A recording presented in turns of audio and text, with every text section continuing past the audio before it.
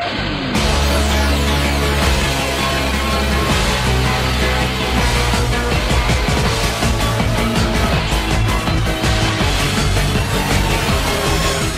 tout le monde, c'est Seijoki et on se retrouve pour ce deuxième épisode de l'Anime List. Donc on commence tout de suite. Numéro 6, Hunter x Hunter. 2011, vous allez savoir pourquoi. Donc Hunter x Hunter est un manga sorti de 2011 à 2014. C'est un shonen, genre aventure, drame, fantastique et mythe, possédant 148 épisodes. Donc qui est maintenant terminé, ça fait pas très longtemps.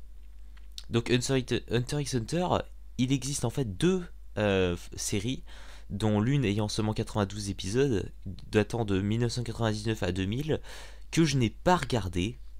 Voilà, j'ai préféré regarder la version la plus récente, qui va d'ailleurs beaucoup plus loin niveau narration, il me semble. Et donc voilà, ce manga est extrêmement bien, je trouve. Surtout en fait, donc je vous fais un petit résumé du début. Donc c'est un jeune garçon de 12 ans qui s'appelle Gon, qui vit sur l'île de la Baleine. Et en fait, quand il était très jeune, son père l'a abandonné sur l'île et a disparu pour devenir un hunter. Donc les hunters sont l'organisation Hunter est une organisation qui permet à certaines personnes, les hunters, justement de faire des découvertes. Enfin, les hunters sont des personnes qui partent à la découverte du monde, recherchant des créatures, découvrant des sites archéologiques enfouis, des choses comme ça. Donc c'est des personnes très très compétentes sur différents points. Et donc l'examen Hunter, pour permettre aux personnes normales de devenir des hunters, sachant qu'il se passe tous les ans il me semble, permet à des personnes de devenir donc des hunters professionnels. Donc ils le font pour différentes raisons, soit pour l'argent, soit pour faire devenir des aventuriers, soit pour autre chose. Et en fait, être un hunter permet différentes choses, donc d'ouvrir toutes les frontières du monde par exemple, et d'autres choses. Voilà. Et donc c'est ce jeune garçon de 12 ans qui va partir pour faire l'examen Hunter, un examen qui est vraiment très très difficile, et donc on va voir ça. C'est vraiment un manga sublime. Donc il faut savoir que effectivement ça se passe dans un autre univers, mais qui ressemble énormément au nôtre, surtout au niveau technologique. Et donc voilà, je pense que c'est aussi beaucoup pour ça que le manga est très accrochant, parce que c'est vraiment assez réaliste, dans le sens où on peut vraiment s'imaginer peut-être en rapport avec ce monde, parce que le niveau technologique est le même, ou presque. Et bon voilà, il y a juste les créatures qui sont un peu différentes sur certains points. Voilà. Et c'est comme ça qu'on passe sur le numéro 7 de notre liste, Buzorenkin. Donc Buzorenkin est un manga étant sorti entre 2006 et 2007. Je parle de l'anime bien sûr. Faut savoir que moi je n'ai pas vu l'anime, donc je ne peux pas vous donner mon avis sur l'anime. Mais sachez que j'ai lu tous les mangas. Et vraiment, ce manga est, je trouve, vraiment bien. C'est un shonen également, pour ne pas changer.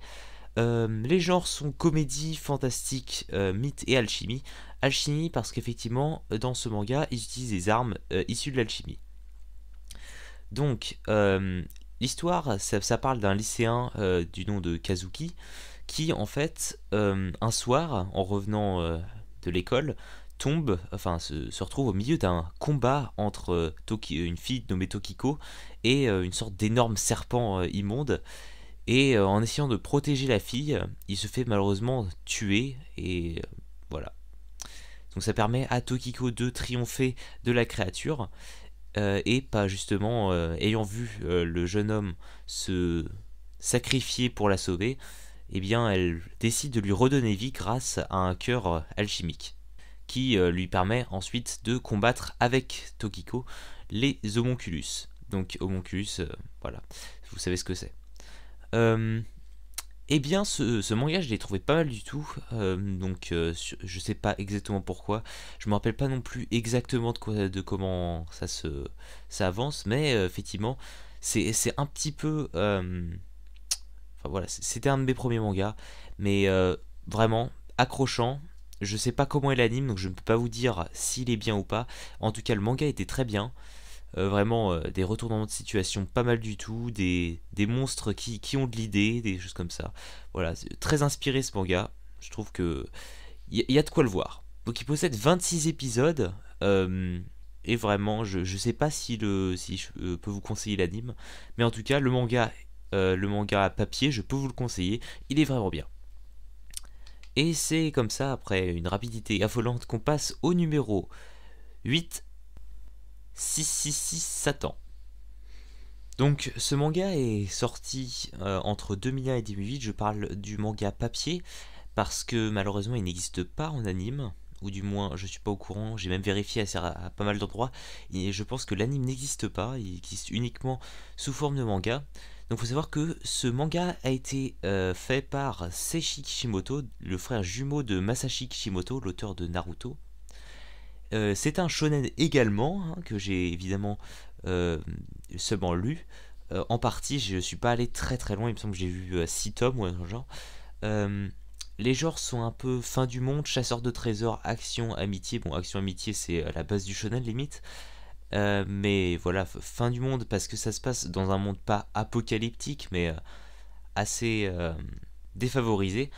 Et donc ça parle d'un petit garçon qui s'appelle Gio Fleet, qui en fait est un opart tacticien. Donc il faut savoir que dans ce monde, beaucoup de, non pas d'architectes mais de chasseurs de trésors, qui sont nommés les chasseurs d'opart. Les opart étant des héritages d'anciennes civilisations qui sont des armes capables grâce à des opart tacticiens, d'être utilisées comme armes redoutables dépassant l'imagination et qui permettent justement aux, euh, aux opart tacticiens de se battre pour obtenir des opart ou d'atteindre leurs rêves. Et en l'occurrence, Geofleet veut conquérir le monde. Et donc on commence ce manga avec une jeune fille qui s'appelle Ruby Crescent qui rencontre justement ce Gio qui est un opart tacticien. Et Ruby, elle, rêve de devenir chasseuse d'opart, sachant que son père est un chasseur d'opart extrêmement renommé, et elle veut justement devenir aussi renommé que lui. Sachant que le nom de ce manga vient du fait que Gio est possédé, en quelque sorte, par le plus puissant des démons, Satan. Voilà.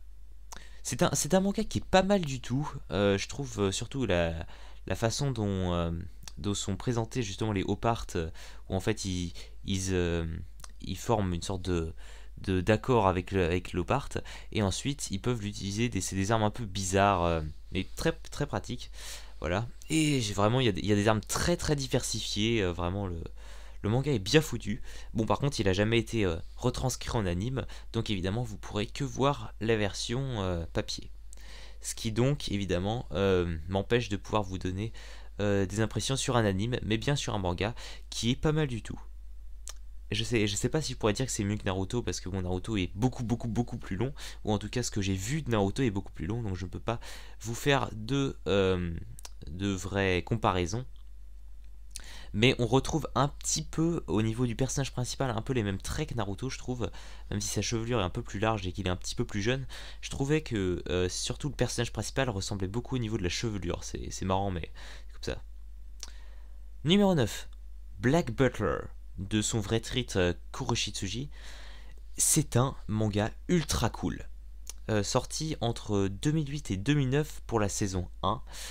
Sachant que je sais depuis 3 jours qu'il existe une saison 3. Faut savoir que la saison 1 comporte que 24 épisodes, la saison 2 12 et la saison 3 10. Sachant que je ne connaissais pas l'existence de la saison 3 jusqu'à il y a quelques jours, que je vais donc évidemment regarder dans peu de temps.